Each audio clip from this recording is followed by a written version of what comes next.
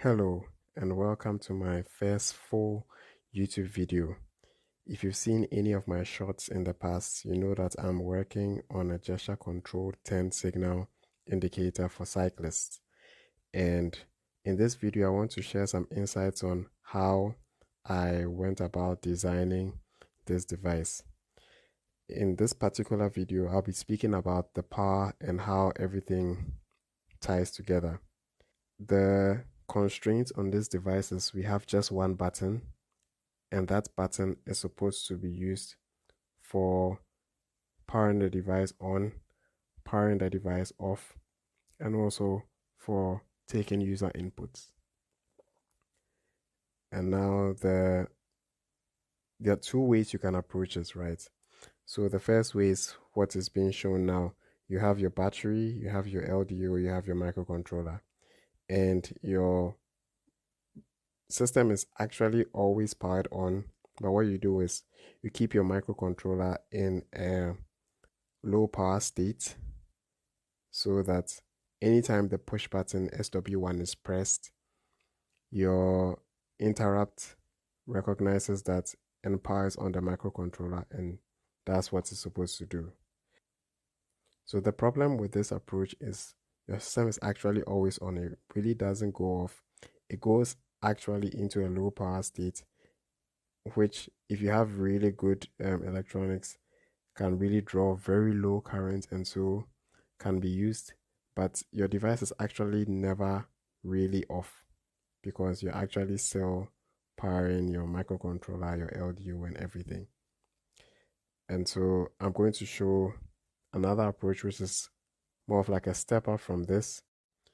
This is a schematic of the second approach, and the key here is to use a PMOS paired with a double pole double throw button instead of a single pole single throw button, so that you can use the two pathways through the button for two different signals, one for controlling the power and the other for button inputs. So how it works is this: by default the device is switched off, and this is implemented using the PMOS. So you can see the gate is by default always pulled to VBAT. And since the gate and source are almost at the same potential, the potential difference between these two is almost zero. And so therefore the PMOS would be turned off and no power will flow through the LDO and to the microcontroller. So your system is actually off. Now, how do we turn this system on?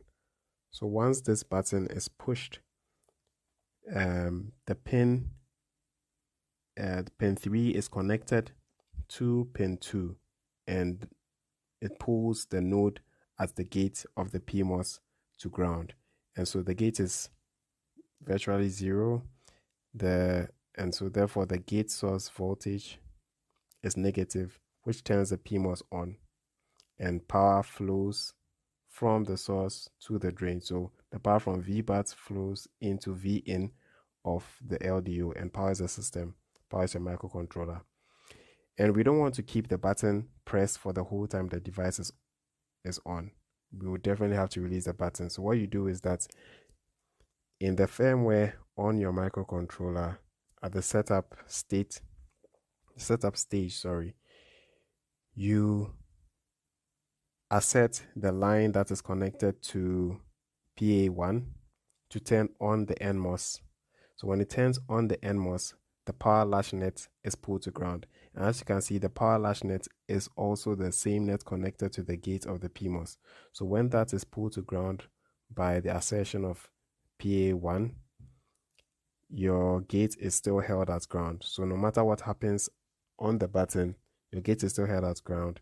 Your gate source voltage on the PMOS is negative, and so your PMOS is on. And so our device is kept on. Now, for user input and for turning the device off, the schematic remains the same.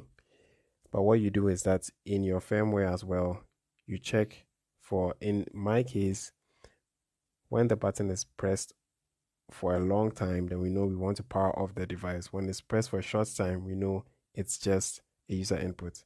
So you have to handle that logic in the firmware of your device.